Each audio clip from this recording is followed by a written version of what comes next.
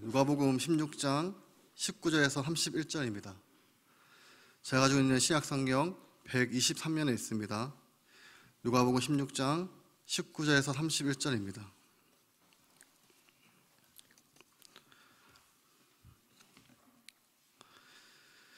제가 먼저 읽겠습니다. 한 부자가 있어. 누가복음 16장 19절에서 31절입니다. 제가 먼저 읽겠습니다. 한 부자가 있어 자색 옷과 고운 베옷을 입고 날마다 호화롭게 즐기더라.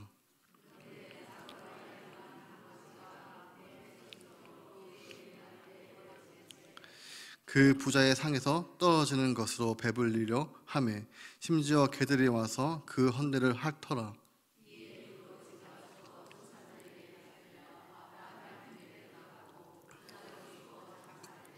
그가 음부에서 고통 중에 눈을 들어 멀리 아브람과 그의 품에 있는 나사로를 보고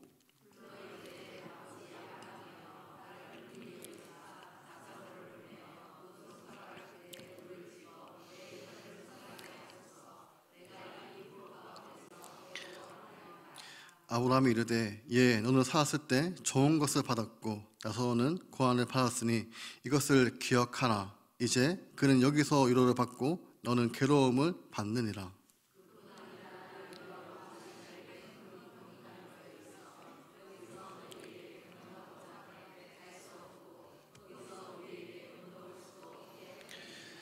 이르되 그러면 아버지여 구하노니 나사로를 내 아버지 집에 보내소서.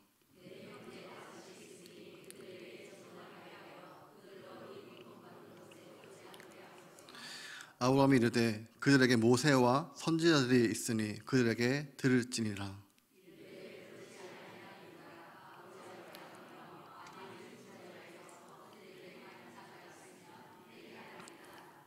함께 읽겠습니다. 내 모세와 선지자들에게 듣지 아니하면 비록 죽은 자 가운데서 살아나는 자가 있을지라도 권함을 받지 아니하리라 하였다 하시니라. 아멘.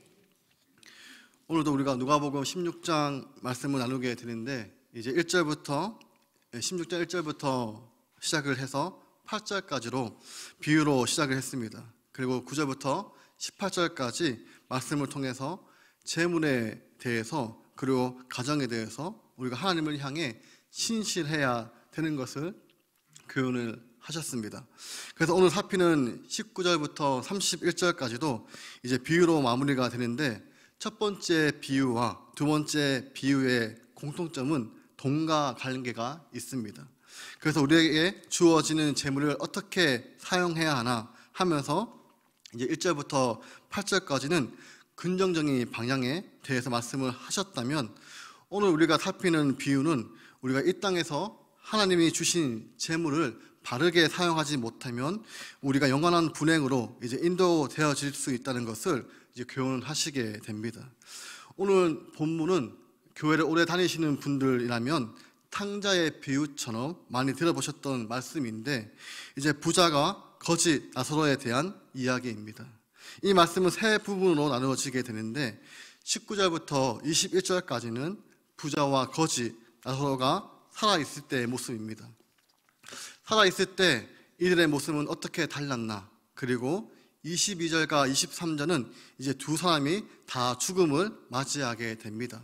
그때 죽음을 맞이했을 때 두 사람의 공통점은 무엇이고 또 차이는 무엇인가 하는 것을 기록을 하고 있습니다. 그리고 24절부터 마지막 절까지는 부자가 음부에서 고통을 당하고 있는데 그때 아브라함에게 두 가지 요청을 하게 됩니다. 먼저 자신에 대한 요청을 하고 나중에는 이 땅에 남아있는 가족들을 향해 요청을 합니다. 그때 아브라함이 주었던 답변들을 기록을 하고 있습니다. 그래서 이 말씀을 통해서 오늘을 살아가는 우리 성도님들에게 하나님이 주시는 교훈이 무엇인가 하는 것을 마지막으로 나누면서 이제 설교를 마무리할 것 같습니다. 이제 19절을 보시면 살았을 때 두 사람이 어떻게 달랐나. 한 부자는 세 가지로 표현을 합니다. 먼저 옷입니다. 자색 옷과 고운 베옷을 입었습니다. 여기 자색 옷이라는 것은 바다에 사는 이 뿔 고둥이 있습니다. 이 뿔 고둥의 내장을 추출하여서 색감을 만드는 것입니다.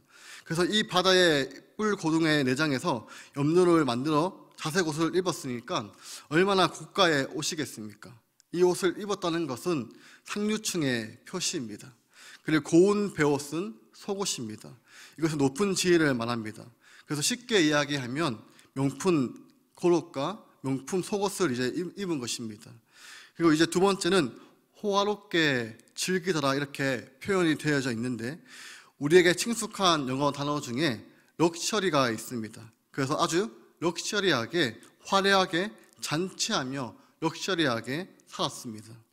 그리고 세 번째는 날마다입니다. 이게 특별한 일이 아니고 날마다 이렇게 살았다. 그래서 이제 예수님께서 한 부자가 이 고옷과 속옷, 명품을 입고 럭셔리한 인생을 즐기고 날마다 그렇게 살았다라고 이야기를 하고 있습니다. 근데 20절을 보시면 이하 대조적으로 한 거지가 등장을 하게 되는데 재밌게도 이제 원래는 부자의 이름이 기록이 되고 가난한 사람의 이름이 무명으로 처리가 돼야 되는데 지금 예수님의 말씀에는 오히려 부자의 이름이 무명으로 처리가 되고 이제 거지의 이름이 기록을 하고 있습니다. 그래서 거지의 이름은 나사로다라고 기록을 하고 있습니다. 그런데 그의 모습은 네 가지로 표현을 하는데 먼저는 외모입니다. 그는 헌데투성이었습니다. 그러니까 상처와 종기 투성이었습니다. 즉 그의 온몸은 병들었다라는 것입니다. 그리고 그는 그의 대문, 이제 부자의 대문 앞에 벌어져 있습니다. 지금 주변에는 아무도 없고 부자 대문 앞에 벌어져 있는 존재였다는 것입니다. 그리고 21절에는 이제 그의 먹는 것은 부자의 상에서 떨어지는 것으로 배불려 했다라고 기록하고 있습니다. 고대 사람들은 음식물 찌꺼기를 상 아래 이렇게 버리는 것 같습니다. 그래서 예수님께서 수노부니게 여인에게 자기의 딸이 귀신 들려서 고통을 당했을 때 예수님께 도움을 요청합니다. 그때 예수님의 답변이 야, 내가 자녀에게 줄 떡을 내가 어떻게 걔한테 던져줄 수 있겠느냐라고 했습니다. 그때 수노부니게 여인이 뭐라고 이야기했습니까?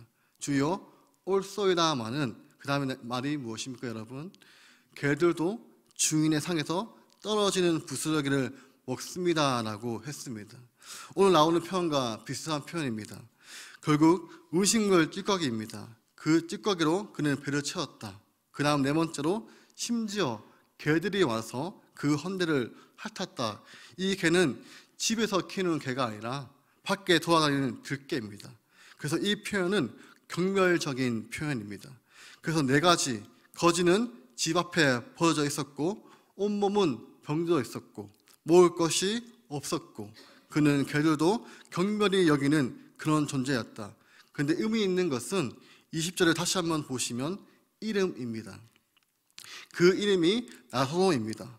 이 나사로의 이름은 헬라어 이름인데 이것을 히브리 이름으로 하면 엘리에셀입니다. 그 이름의 뜻은 하나님이 도우신다라는 뜻입니다. 근데 여러분 참 이름과 나사로의 삶은 너무나도 다르지 않습니까? 하나님이 도우시는데 아까 전에 살폈던 이 네 가지의 비참한 모습 이것이 살아있을 때 두 사람의 삶의 모습이었습니다.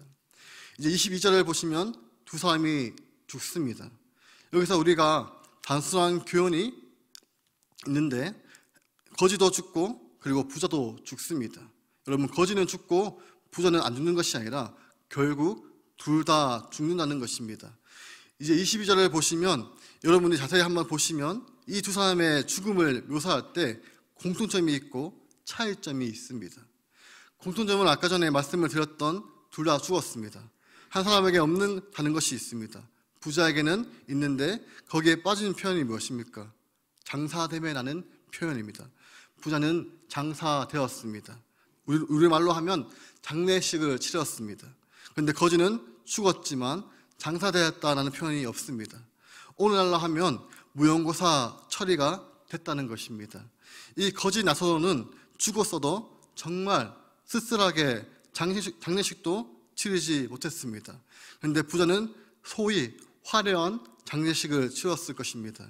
그런데 여러분 죽음 이후입니다. 죽음 직후 어떤 일이 일어났나? 부자에게 없는데 거지 나사로에게만 등장하는 표현이 있습니다. 무엇입니까 여러분? 천사들에게 받들려 아브라함 품에 들어가고라는 표현입니다. 천사들에게 인도되어서 아브라함 품에 들어갔다. 여러분, 고대 유대인들은 천사들 역할 중에 하나가 죽은 자를 하나님께로 인도하는 역할을 감당했다라고 생각을 했습니다. 그래서 천사들에게 받들어서 아브라함 품에 들어가게 되었다는 것입니다. 부자는 죽어서 장사되었는데 23절을 보시면 천사들이 받들어라는 표현이 빠져 있습니다. 그래서 그는 음부에 떨어지게 되었고 그곳은 고통의 장소이었습니다. 그래서 그것에 눈을 들어 이제 아브라함과 그의 품에 있는 나사로, 여기 아브라함의 품은 영원한 행복입니다.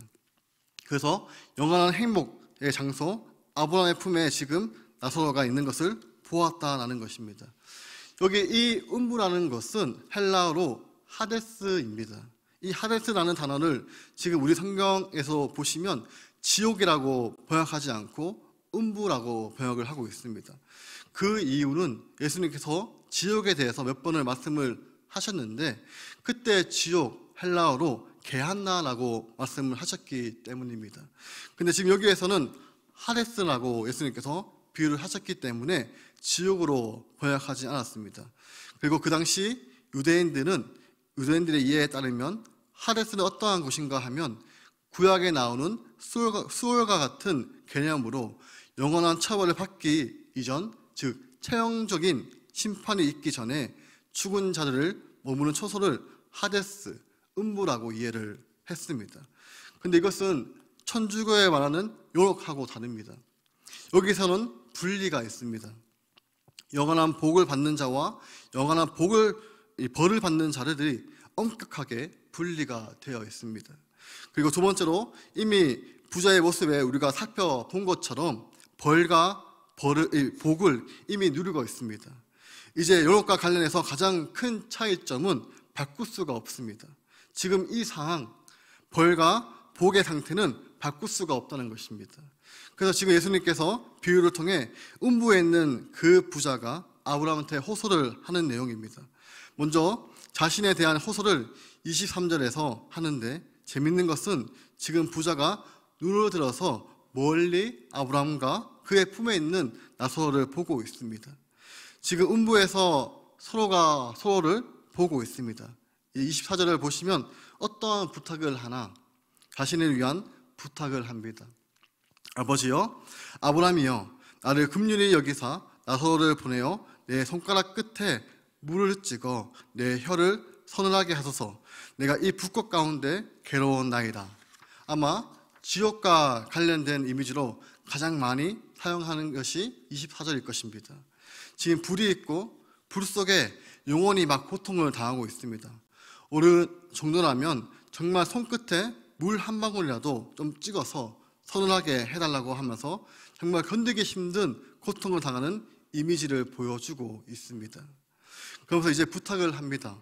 아브라함이여, 나사로를 보내가지고 내 혈의 끝에 물 한 모금을 좀 찍어 줄 수 있게 해 주십시오라고 요청을 합니다. 그때 25절을 보시면 아브라함의 답변이 나오는데 이 말이 중요합니다. 너는 살았을 때 좋은 것을 받았고 나사로는 고난을 받았으니 이것을 기억해라. 여러분, 지금 아브라함이 이렇게 이야기를 하고 있습니다. 너 살았을 때 좋은 거 받았고 누렸잖아. 나사로는 고통을 받았어. 그러면서 이어지는 말씀을 보시면 이제 그는 여기서 위로를 받고 너는 괴로움을 받느니라라고 말씀을 하셨습니다. 여러분, 이 말씀을 잘못 해석을 하면 지금 나오는 부자가 이 지옥의 고통을 경험하고 있는 이유가 그가 부자였기 때문이다. 그래서 살았을 때 좋은 것을 받았기 때문에 지옥에 떨어졌다. 이것은 잘못된 해석입니다. 여러분, 왜 부자가 이런 고통을 당하고 있습니까? 하나님께서 그에게 좋은 것을 주셨고 그의 대문 앞에는 나사로와 같이 벌어진 사람들이 많은데 한 번도 예수님께서 첫 번째 비유를 통해서 교훈하신 것처럼 그에게 좋은 것, 주신 그 좋은 것으로 친구를 만드는 노력들을 하지 않았다는 것입니다. 지금 상황이 바뀌게 되었다는 것입니다. 하나님이 주신 것을 가지고 바로 하나님과 이웃을 친구로 사귀는 일을 하지 않았기 때문에 이 상황이 이제 바뀌게 되었다는 것입니다. 그런데 여기서 위로를 받고 너는 괴로움을 받는다라고 아브라함은 대답을 했습니다. 그런데 왜 이렇게 살았을까 대해서 성경학자들이 여러 가지 이유들이 많은데, 그 중에 하나가 여러분들도 아시겠지만 이제 옛날이나 지금이나 하나 같은 것은 우리가 가지고 있는 이 부에 대해서 어떠한 생각과 이해를 하고 계시나, 부는 의로운 삶에 대한 보상이라고 생각을 합니다. 또 우리의 노력에 대한 정당한 보상이라고 생각을 합니다. 이것은 지금 우리 한국 사람도 그렇고 당시 유대인 사람들도 같은 생각을 하고 있었습니다. 이 땅에서의 부와 재물은 무엇이냐? 의인에 대한 보상, 성실하고 지혜로운 삶에 대한 보상으로 그들은 이해를 했습니다. 이제 여기에 대해서 반대는 가난한 그들의 범한 자만과 게으름, 그리고 그들의 안일한 삶에 대한 정당한 보상이라고 이해를 하고 있습니다. 그래서 이런 이해를 가진 사람에게는 여러분, 부자가 가난한 자를 돕는다는 것은 지금 또 이렇게 표현하시는 분들이 있습니다. 버릇만 나빠지게 하는 것이다. 그래서 어쩌면 부자는 이런 생각을 가지고 있을지 모르겠습니다. 그래서 그의 집 앞에 버려진 거지였고 오랜 세월을 지켜봤는데도 여러분, 그에게 바로 친구로서 돕는 노력들을 전혀 하지 않았다는 것입니다. 그래서 이렇게 아브라함의 이야기를 한 것입니다. 그리고 26절에 또 하나는 너희와 우리 사이에 큰 구렁텅이가 있기 때문에 건너올 수도 없고 건너갈 수 없다, 이렇게 아브라함이 답변을 하게 됩니다. 그때서야 27절에 부자는 더 이상 이기적인 부탁을 아니라 세상에 남아있는 가족들에게 나서를 보내달라고 요청을 합니다. 이제 28절에서 세상에 남아있는 가족들, 그 당시에 아마 대가족이었기 때문에 형제 5이 같이 살았던 것 같습니다. 그래서 그들에게 증언을 해달라고 합니다. 무엇을 증언해달라고 합니까? 죽음 이후의 삶에 대해서 증언하고, 그 죽음 이후에 영원한 미래는 어디에서만 결정이 되냐면 이 땅에서만 결정이 되는 것입니다. 그러므로 죽음 이후에는 더 이상 결정할 수가 없습니다. 바로 이것을 그들에게 증언해서 고통받는 이곳으로 들어오지 않게 해 주십시오라고 부탁을 합니다. 여러분, 결국 부자는 자신을 위해서는 물 한 모금만 찍어 주십시오라고 했고, 가족들을 향해서 이 고통의 장소로 오지 않도록 그들을 좀 도와주십시오, 이렇게 요청을 합니다. 그때 29절에 아브라함이 답을 하는데 뭐라고 답을 하냐면, 그들에게 모세와 선지자들이 있다. 앞에 우리가 살폈던 말씀입니다. 이 율법과 선지자, 그리고 율법과 모세는 결국 구약 성경 전체를 가르치는 표현입니다. 여러분, 구약 성경 전체의 가르침이 무엇입니까? 여러분, 구약 성경 전체의 가르침이 무엇입니까? 하나님이 창조주이시고 우리의 삶의 주인이십니다. 그리고 하나님이 주신 이 재물, 우리가 가지고 있는 모든 것을 가지고 하나님을 사랑하는데, 이웃을 사랑하는데 사용해야 된다. 이것이 성경의 일관된 가르침입니다. 그리고 우리 예수님 역시도 이 비유를 통해서 가르침을 주고 있습니다. 그래서 그들에게 들으라라고 말씀을 하고 있습니다. 그런데 30절에 이 부자가 화를 냅니다. 그렇지 않습니다 라고 하면서 뭐라고 이야기를 하냐면, 아버지 아브라함이여, 죽은 자에게서 그들에게 가면 해결할 것입니다. 즉 한마디로 말하면 말씀 가지고 안 됩니다 라는 것입니다. 말씀 가지고 그들이 절대로 돌아서지 않습니다. 나사로처럼 죽은 자가 다시 돌아와서 이 상황을 이야기해줘야만 그들이 해결할 수 있습니다 라고 이야기합니다. 그런데 31절에 아브라함이 한 번 더 답변을 합니다. 비록 죽은 자 가운데서 살아나는 자가 있을지라도 여러분, 권함을 받지 아니할 것이다. 모세와 선지자들에게 듣지 않으면 죽은 자 가운데서 살아나는 자가 그들에게 교훈의 말을 해도 그 권한을 받지 아니할 거라, 이렇게 아브라함이 답변을 합니다. 결국 아브라함의 답변의 핵심은 영원한 미래, 영원한 운명은 이 땅에서만 결정이 됩니다.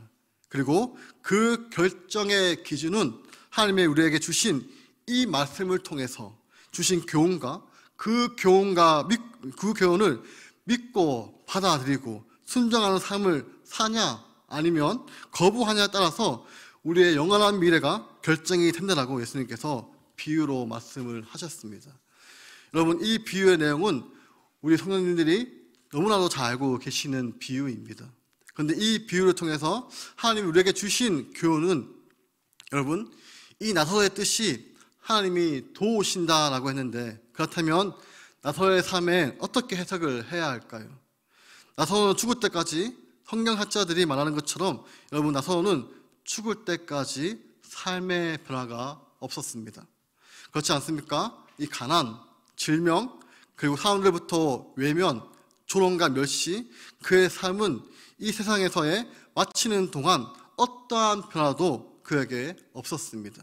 그러면 이 나사로가 살아있는 동안 삶을 마칠 때까지 하나님은 나사로를 도우셨나요? 아니면 도우시지 않으셨나요? 우리 성도님의 생각은 어떠하십니까?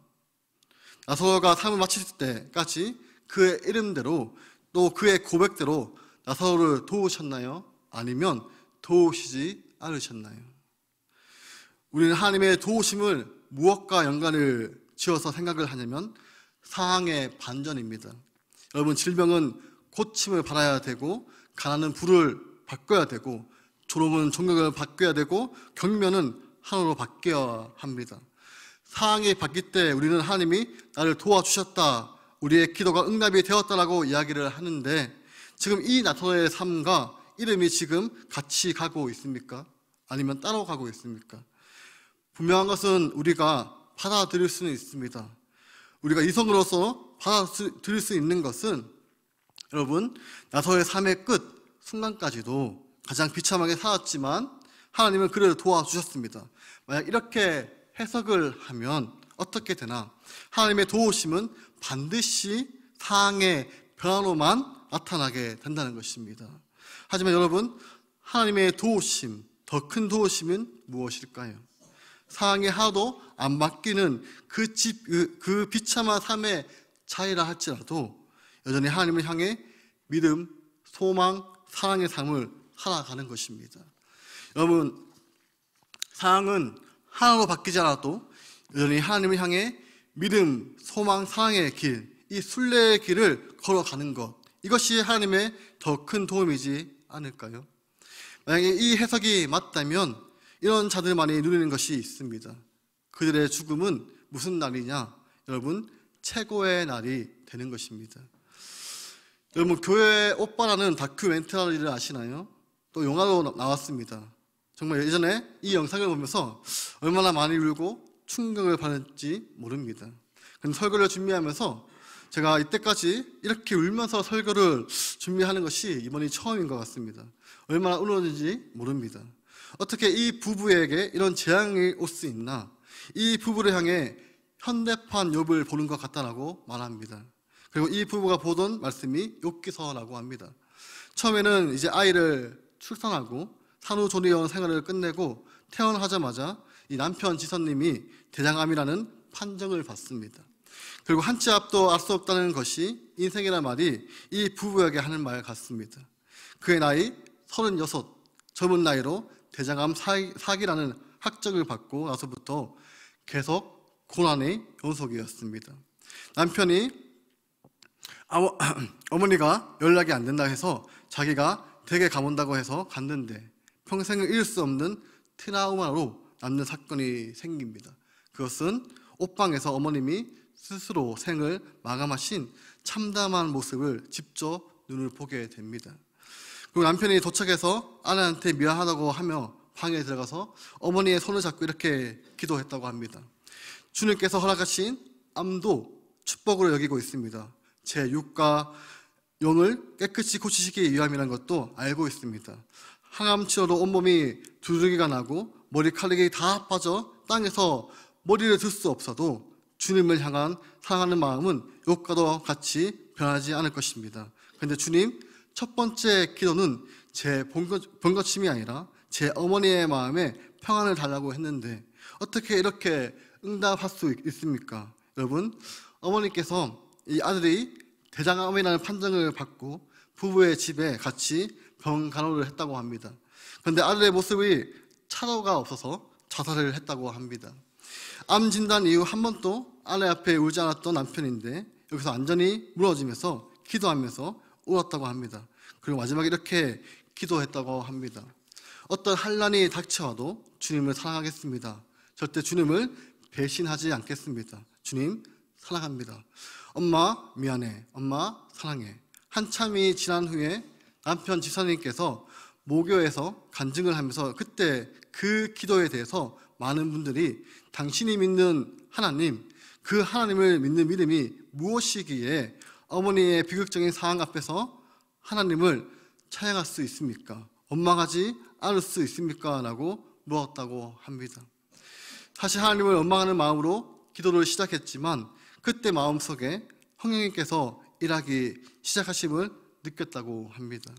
제가 자식으로서 사랑하는 어머니의 죽음 앞에 절망하는 것과 가슴 아파하는 것과는 비교할 수 없는 깊이로 함께 울고 계시는, 가슴 찢고 계시며 울고 계시는 주님의 마음이 전해졌다고 합니다.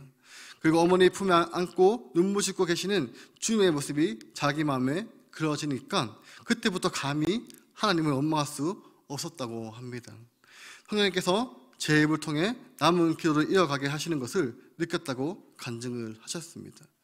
오직 주님만이 우리의 구원자이시고 내가 느끼는 내 슬픔과 절망은 그 누구보다 정확하게 아시며 내 슬픔보다 더 아파하시며 참된 위로를 해주시는 분은 우리 주님밖에 없음을 고백하며 그 후에 제가 쏟아낸 기도는 하나님을 위한 감사와 찬양이었습니다 라고 이야기를 하셨습니다. 사랑하는 어머니의 비극적인 죽음 앞에 드렸던 이 역사적인 기도는 어떤 이성적인 의지의 표현이나 믿음의 고백이 아니라 인생의 절대 절망 속에서 좌절의 나락에 빠질 수밖에 없었던 삶을 구원하시기 위해 제 안에 성령님께서 극적인 반전을 이루셨음을 저는 확신하고 믿는다고 고백을 하셨습니다.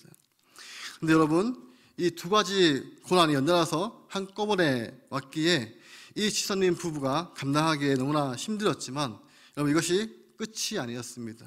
또 상상할 수 없는 세 번째 고난이 닥쳐왔습니다.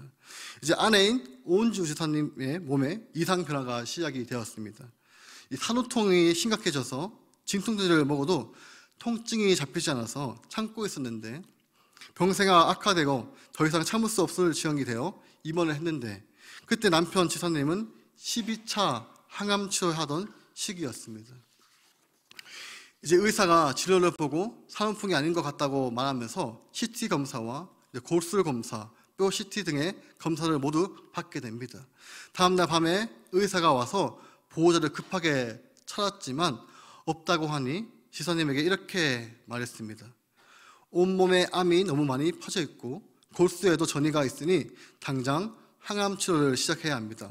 병명은 혈액암 4기입니다. 이것이 여러분 불과 7개월 사이에 이 세 가지 고난이 한꺼번에 겪었습니다. 그러면서 어떻게 살아가야 할지 앞길이 안 보일 때 이 부부는 정말 하나님만 의지하고 모든 것을 하나님께 맡기고 오직 큐티와 욥기의 말씀을 묵상하면서 기도에 전념하기로 했다고 합니다. 그리고 남편 이강희 지사님의 이 명언을 기록한 글이 있는데 읽어드리겠습니다. 하나님을 원망하고 불평하는 것이 아니라 어떠한 상황에서도 감사해야 한다.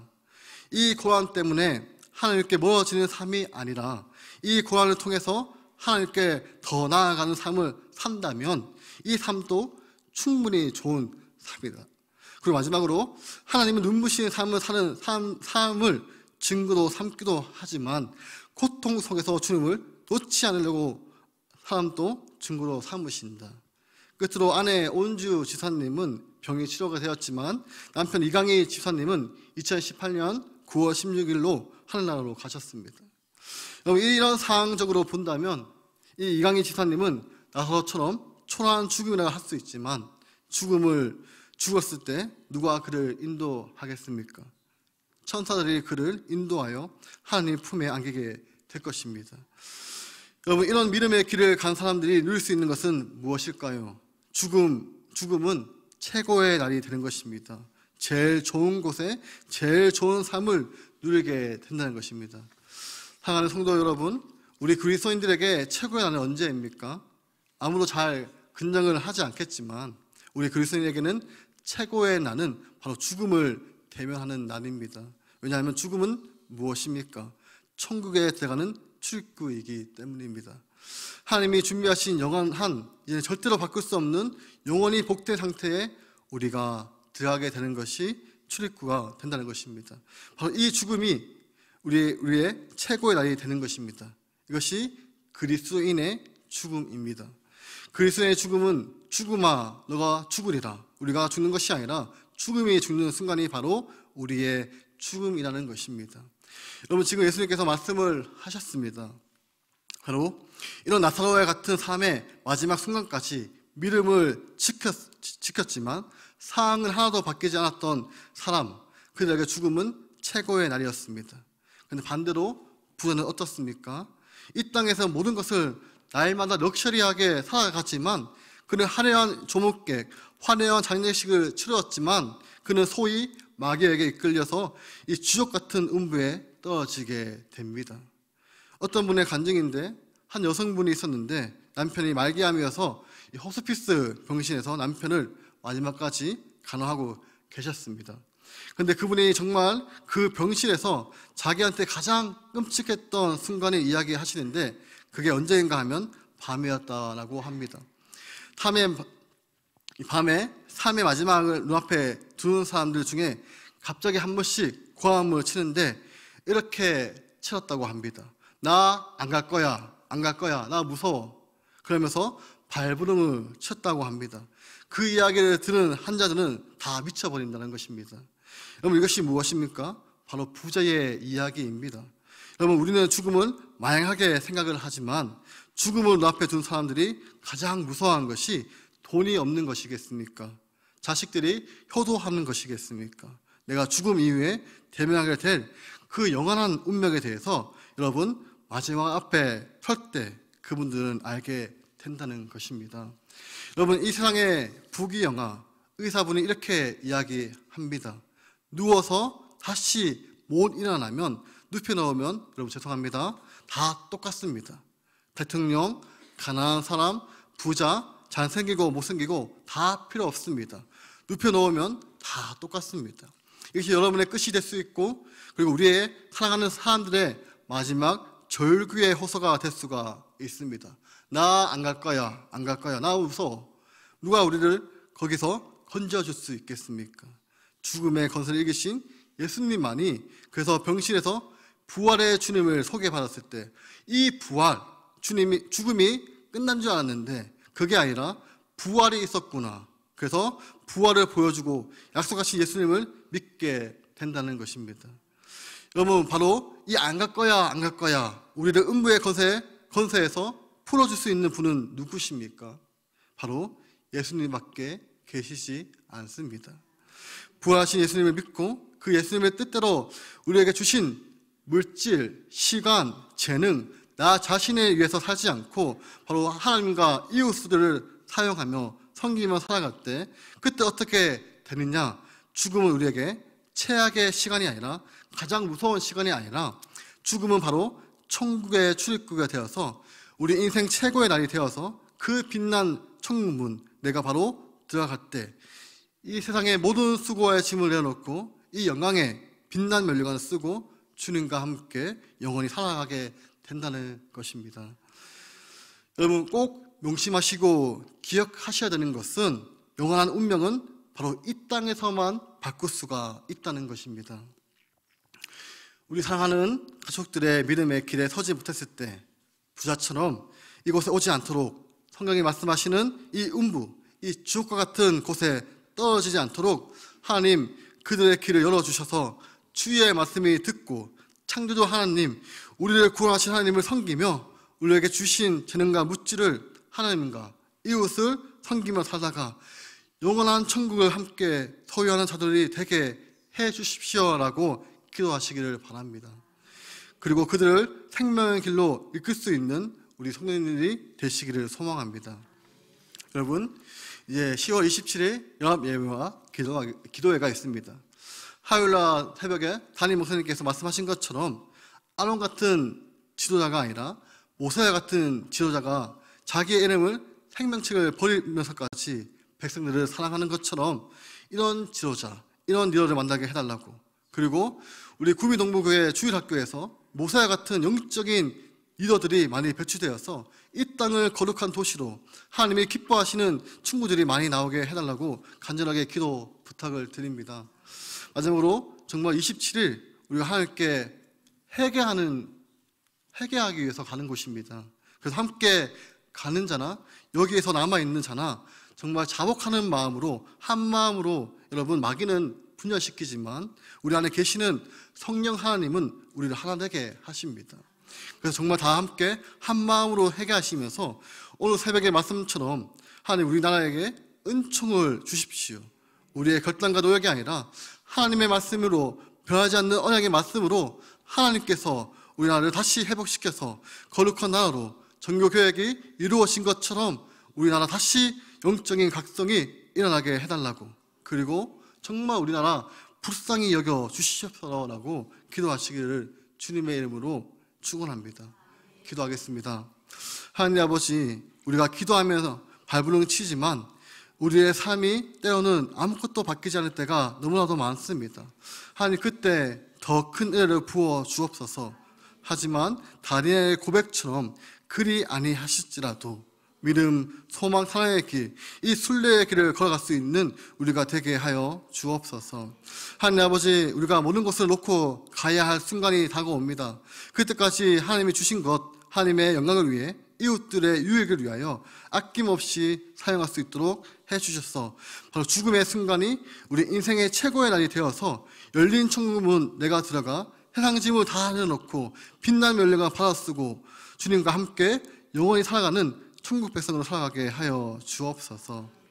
지금 또 주님을 알지 못하고 떠나 있는 가족들이 너무나도 많이 있습니다. 주님, 이들을 긍휼히 여겨 주시옵소서. 그리고 주님, 10월 27일 정말 모든 교단의 초원에서 함께 모여서 우리가 회개합니다. 주님, 우리 나라를 불쌍히 여겨 주셔서 모세 같은 마음으로 언약을 기억나게 하셔서 하나님께서 마음을 돌려주셔서 다시 한번 우리나라를 용서하시고 기회 주셔서 촛대를 옮기지 않도록 해주시옵소서. 다시 하나님께서 은총을 주셔서 우리나라를 홀로 서 있는 것이 아니라 하나님께서 우리나라를 거룩하게 인도하여 주옵소서. 감사드리며 예수님의 이름으로 기도드립니다. 아멘.